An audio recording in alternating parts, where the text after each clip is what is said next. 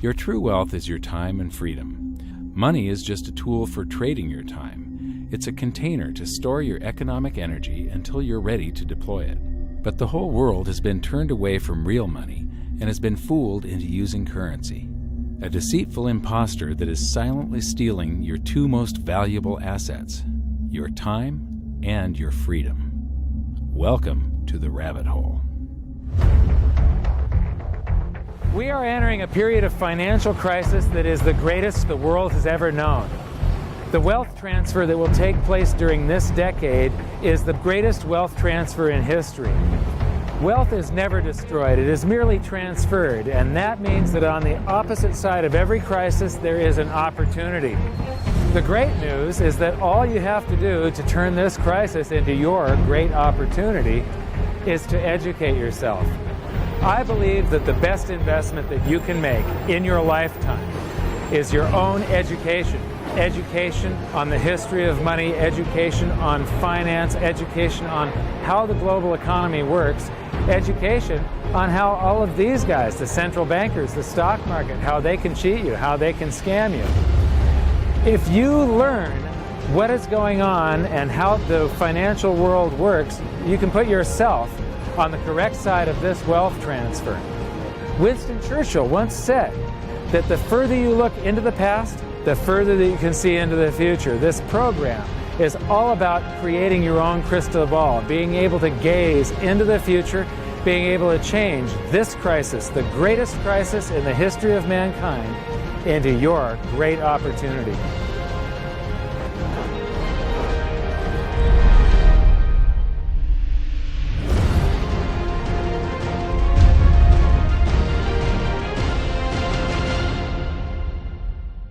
The hidden secrets of money, some of them are hidden in plain sight. They're like right in front of you. The way the monetary system works is something that isn't actually hidden away from all of us. It's out in the open, but it's complex and people just they can't see how it works. It's hard for them to imagine that we're living in such a hoax. Others are meant to be secret, but the truth is slowly coming out, like the Federal Reserve being a private corporation and not really part of the U.S. government. But when I started studying this, what I found was that there was no place that I could point people to where they could get it all in one spot.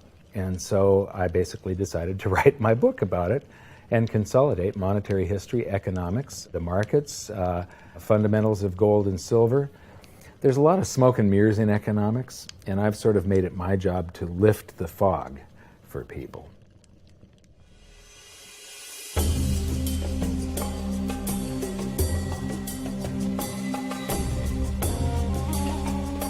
Welcome to Egypt. This is where it all began. Roughly 5,000 years ago, the Egyptians started using gold and silver as their predominant form of currency. But it was not yet money. The pieces of gold and silver that they were using were odd sizes and weights, odd purities, so it still was not interchangeable, where each unit is the same as the next. This meant that nothing really had a price yet. You couldn't put a price of so many coins on something because they didn't have coins yet. Trade was still difficult. It was still a guessing game when it came to the exchange of values. One of the reasons that we are in the financial mess that we are today globally is that people do not understand the difference between currency and money. Currency is a medium of exchange, a unit of account. It is portable, durable, divisible, and something called fungible. Fungible means that each unit is the same as the next unit. A dollar in my pocket buys the same amount as a dollar in your pocket. Money is all of those things plus a store of value over a long period of time. Even financial planners, bankers, your accountant, they don't understand the difference between currency and money. The currency in your pocket is a medium of exchange. It's a unit of account because it's got numbers on it. It's somewhat durable, it's portable, it's divisible in that you can make change, and it's fungible. A dollar in my pocket buys the same amount as a dollar in your pocket. But because governments can print more and more and more of it and dilute the currency supply, it's continually transferring wealth out of your pocket, out of your bank account, to the government and to the banking system. The reason that gold and silver are the optimum form of money is because of their properties. It's an easy medium of exchange because gold and silver store a large amount of value in a very small area. It's a unit of account. Pure gold has the same value all over the planet. So an ounce of gold buys the same amount here in Egypt as it would in China or in the United States. It's durable. The same gold that Egyptians were using in trade 5,000 years ago is still here with us today. It does not corrode. It's divisible. You can make change with it. It's very portable. You could use something like oil as money. It's just that you can't carry around a barrel of oil on your back. It's fungible. Pure gold is the same wherever it is on Earth. Pure silver is the same wherever it is on Earth. It's limited in quantity. That's the reason that it maintains its purchasing power. Governments cannot print it. Over the last 5,000 years, only gold and silver have maintained their purchasing power. There have been thousands upon thousands of fiat currencies, currencies that are unbacked by gold or silver, and they have all gone to zero. It's a 100% failure rate. Well, fiat currency, of course, is a currency that exists at the dictate or by fiat from a government. You say they have their printing presses, and the paper money rolls off the printing presses. And then they give it the fiat designation, which makes the currency official. It's just worthless paper. But when Ben Bernanke gives it the special sign, and they have the cult meeting at the Federal Open Market Committee meetings, it suddenly becomes currency. If you look at what's really going on, it's a con game. And so there's confidence. Well, the Federal Reserve is very forthright about what they're doing. If you read their websites, they'll tell you it's a confidence game. They tell you that there's no intrinsic value in their money. They'll tell you that they print it backed by absolutely nothing. They actually display all these facts.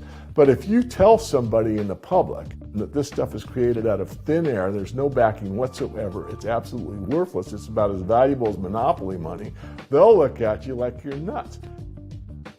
Is there an example throughout history of a fiat currency, a piece of paper that's unbacked by anything, surviving?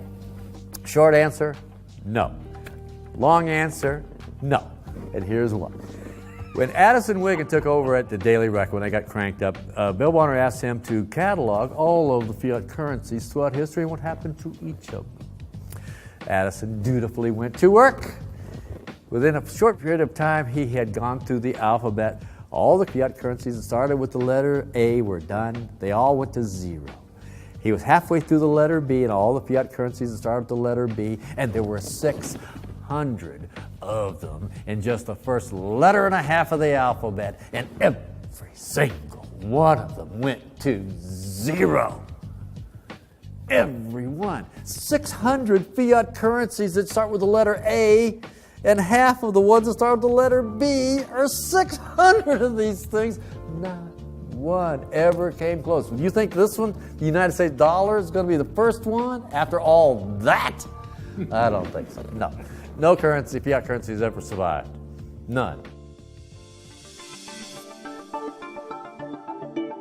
The thing about money is there actually is a fairly well accepted definition of what money is. The question is, as you apply that definition to particular things that people claim to be money, do they fit the definition? We'll just take the paper dollar, for example. How well does it perform those functions? Well, store of value. The dollar has lost 95% of its purchasing power since the creation of the Federal Reserve in 1913. So not very good as a store of value. One of the things I do is just a way to get the audience's attention is I have a slide, and there are three pictures on the slide. One is a pile of monopoly money. The other one is a pile of Federal Reserve notes, what Americans would call paper money. The other one is a solid gold American Eagle 1 ounce coin. And the title of the slide is, which of these is not like the other? And if you know the show Sesame Street, or you have children who watch it, it's one of the favorite vignettes in Sesame Street. And what it really is a kind of IQ test for 5-year-olds. They're supposed to look at the three things and look at characteristics and find the one that's not like the other. Well, I've shown this slide to groups of Ivy League university professors, and I've also shown it to children, kind of 5 years old, my nieces and nephews and so forth. And when the professors look at it, they say, well, clearly the dollars are not like the others because gold has no role as money, and monopoly money is junk, and the American dollar is a store of value, so that's not like the other. But the children look at it and they say, well, the gold coin is not like the other because the other two are just piles of paper, and the gold coin is clearly something different. So my question to the audience is, who's smarter, a 5-year-old or an Ivy League professor? Before World War I, each note that a Treasury issued would say that there have been deposited with the United States Treasury $20 in gold coin payable to the bearer upon demand. The money was in the vault. The currency was a note they gave you that was a claim check, only a claim check on the money, the same as if you go to the dry cleaners and you give them your shirt and they give you a claim check for your shirt. The value is that shirt at the dry cleaners, not the piece of paper that says that you own that shirt. So our currency that circulated was the paper US dollars, and they were claim checks on money. The next hidden secret is the difference between currency and money. Money must be a store of value and maintain its purchasing power over long periods of time. As we progress through this series, you'll learn that national currencies are really a tool used by the government and the financial sector to leech away your time and your freedom by stealing your purchasing power. So rather than storing your economic energy, currencies leak. Now compare that to the gold and silver the Egyptians were using. Like I started with, it still wasn't money because it wasn't interchangeable yet.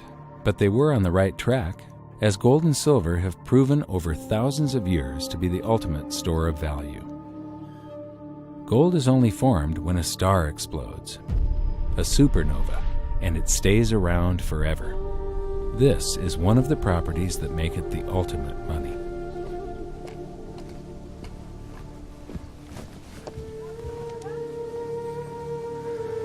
People are amazed that after 5,000 years, the pyramids are still here. But what I'm more amazed at is that the currency that the people that built this were using, that currency, that gold and silver that they were using in trade on a daily basis, is still around today. It may have been melted down and re-refined, and it's in a coin or a bar or in some piece of jewelry, but it's still with us today, and it still purchases something. Yes, it is the ultimate money because there is nothing else even in the same league. It's divisible, it's permanent, it's a store of value, it's a unit of account. It's got everything you want out of money, but it doesn't go away, and it can't be increased. That is what makes gold the most beautiful money of all. What more could you ask out of a money? It keeps governments under control. You can maintain a solvent system. Governments don't like gold at present because they're getting away with the fiat currencies, and they'll do everything they can to discredit it as an asset class. I mean, my goodness, gold has outperformed the Dow Jones Industrial Average in each of the last 7 years, yet it's not considered a legitimate asset class. Why? Again, it's the fear that maybe gold will be imposed on the system, that it will constrain government ability to spend beyond its means. They can't print it. They can't print it, no. The proper definition of inflation, I use Milton Friedman's definition. Inflation is an expansion of the currency supply. Deflation is a contraction of the currency supply. If you expand the currency supply, eventually prices will rise. And if you contract the currency supply, eventually prices will fall. This is a pool, but it's not a pool of water. This is the currency pool. And these are prices. And if you expand the currency supply, prices like a sponge in water have to rise to suck up the excess currency. Governments never stop printing more currency and adding currency to circulation. Therefore, prices keep on going up, not because the stuff that you're trying to buy is changing. The real estate doesn't change. What has changed is the currency purchases less and less. It's the currency going down, not prices going up. The truth is, what we have that makes our world work right now is a big story. None of it's real. It's all just promises. And if you think about it, that's how currency began to work in the beginning. You know, before we had currency, we had barter. I'll give you 3 coconuts and you give me 4 fish, because that's kind of a fair exchange on coconuts to fish. But that got complicated, so we had to invent this thing called money to be a divisible, portable medium of exchange. And the challenge is that we lost that a long time ago, when we lost having things of value be our currency, and now we have this thing called numbers and accounts. But trust me, it is not real. It's a big made-up story. One of the biggest make-believe stories ever is called quantitative easing, which sounds complex, but it's really just a smoke and mirrors term for currency creation. QE started with the banking bailouts back in 2009. This currency was created out of thin air and then given to the banks, who paid themselves record bonuses in reward for crashing the world economy. This is a global phenomenon, but all you have to remember for now is that whether it's QE bailouts or stimulus programs, these are all just voodoo, hocus-pocus terms for increased currency creation. I believe gold and silver will reassert themselves as money. And when they do, there just isn't enough. And their purchasing power is going to go up many, many, many times. Egypt is an amazing place. There's a franticness about it, and utter chaos, especially like the traffic. But when it comes to like all of the merchants that are trying to get every last dime out of you, you get fleeced to the point where you come back with an empty wallet. But you know what? They're amateurs compared to Wall Street. In the past several years, I've spoken in many countries about the crisis that's coming, and a lot of people think that they're going to be okay in their country, that it's only going to happen to the United States or maybe the United States in Europe. But what they don't realize is that this is a global phenomenon. I got to show you something here. This is base currency in the United States. This is the number of paper dollars that exist, basically. It took 200 years to go from no dollars in existence to 825 billion. And then we had the bailouts, and then we had QE1, quantitative easing 1, then QE2, and then we had QE3, and then QE4, and then soon we're going to have QE57 and QE382. And it isn't just here. This is what the Canadian currency supply looks like. This is Australia, South Africa, Russia. Now, this starts out in just the year 2001, and this is like 18 times more currency in existence in a little over a decade. Here's Singapore, same story. Look at that, since the crisis, just bam. India, China, every government on the planet is doing this insane deficit spending and expanding their currency supplies, doing bailouts. And history shows that there is no example of this turning out well. It is sometimes amazing that we haven't experienced more inflation than we have. If they keep expanding the money supply so vastly, why aren't our prices growing faster than they really are? And the answer is that a good chunk of the money that the Fed created has been shipped overseas. I remember early in my research, I heard this expression that the Americans have exported their inflation. I thought, what is that? How can you export your inflation? Put it in a box and send it out? What do you do? Well, now I understand. You export your inflation by simply sending all these dollars that you created to these other countries, and then they send you their refrigerators and their cars and whatever, their TV sets. So you get hardware, and they get little pieces of paper. It's a great deal for the American people for a while. For a while. Sooner or later, all of those pigeons come home to roost. When the time comes, as it looks like it's now coming, when the rest of the world is saying, we don't want to play this game anymore, Uncle Sam's dollars are just becoming worthless, there are too many of them, we've got to find something else other than American dollars, then those dollars start to come back to America. People say, we don't want them anymore. What do we do with them? Once this revs up and we've got this little trickle of money coming back that we previously exported, once it becomes a flood and it starts to rush back, now we are getting our former exported inflation brought back to us, and then we'll see the quantity of money inside the United States grow much more rapidly even than the Federal Reserve can create it, because we're getting a previous money back. And that's when we will really see the tanking of the U.S. dollar in terms of what it will buy.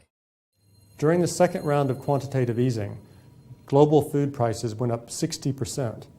And this created a humanitarian disaster for the 2 billion people on Earth who live on less than $2 a day. These people were hungry to start with, they became hungrier, and some of them started overthrowing their governments in North Africa and around the Middle East. So quantitative easing was the spark that ignited the Arab Spring. So that's it. When you create money, you get some sort of inflation. It just depends on where the inflation goes. It's all going down, down, down. Peasants are reeling from a game of coins and crowns. Given the premise that you have a permanent underclass or poor class, and how does inflation affect them disproportionately, it affects them basically in the percentage of their income that goes to food. And we see this as a ratio, and we know that there are some danger points. For example, in Egypt recently, once that ratio got to 40% of income going to food and the price of food rising due to inflation, when it got to 40%, that's historically a point where people actually stage a revolution. That's exactly what we saw. The French Revolution, similarly, was all around the price of food getting to a certain critical point where people simply, the risk-reward for revolution was favorable toward revolution. When they print it up, then it all goes down. Well, exactly right, because when you have a runaway inflation, it's punishing the very people who are most productive in society. In other words, the people that produce more than they consume and save the difference. The problem is that those productive people, the savers, save in their national currency. And unfortunately, the national currency is just a fiat piece of paper at this point. So when it's destroyed through runaway inflation, that $100,000 that you were hoping to retire on doesn't exist. And the things that you were going to buy with it and provide for others don't exist either. Now what are you going to do? So that all seems pretty scary. However, this is going to happen, and you can only play the hand that you're dealt. But the great news is that gold and silver always end up doing an accounting of the expansion of the currency supplies. Basically, the will of the public and the free markets. When governments do this kind of stuff to their currency supply, they debase it. Eventually it comes back in inflation. People sense the loss of their purchasing power. They rush back to gold and silver, and they bid the value of the gold and silver up in the country until it meets or exceeds the value of all the currency in circulation. This is a process that's been going on over and over again throughout history, except this time it's happening on a global scale. It has never before happened in all countries at once. And that means that this is the greatest wealth transfer in history. Therefore, it's the greatest opportunity in history, and it's not going to happen again in your lifetime. So now we've learned that your true wealth is your time and your freedom. Money is a trading tool that stores the economic energy that is your time and freedom, whereas currencies leak them away. Gold and silver are the ultimate money simply because of their properties.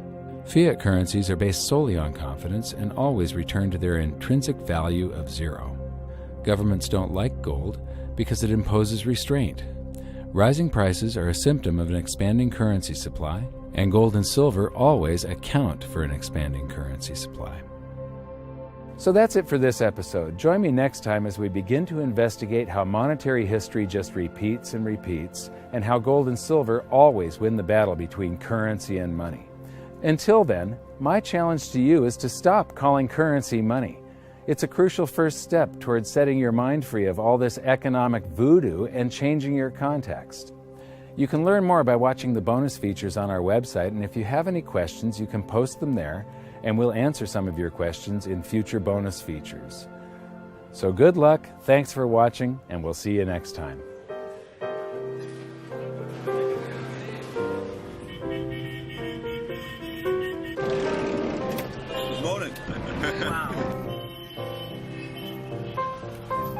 what does fiat mean? It comes from the Latin for crappy car.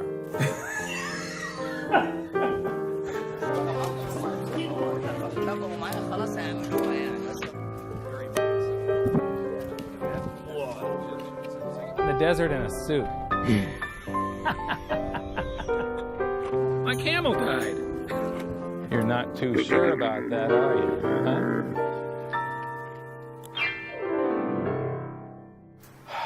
I am ready for a good long nap. Hi, welcome to this bonus feature for the very first episode of Hidden Secrets of Money. And this is currency versus money. So that's the major topic that